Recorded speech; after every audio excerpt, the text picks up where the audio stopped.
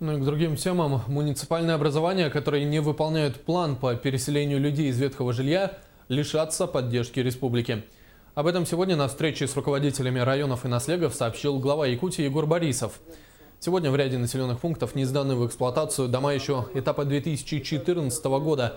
Что касается 2016, то до конца следующего года должны расселить более 158 тысяч квадратных метров.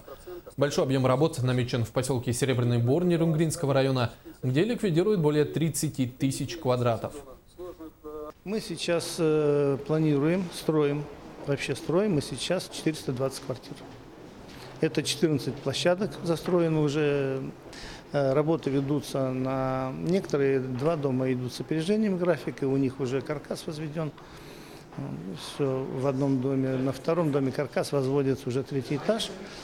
Остальные, в принципе, идут в графике. Есть небольшое отставание в течение 10 дней по 2 объектам, но там были объективные причины.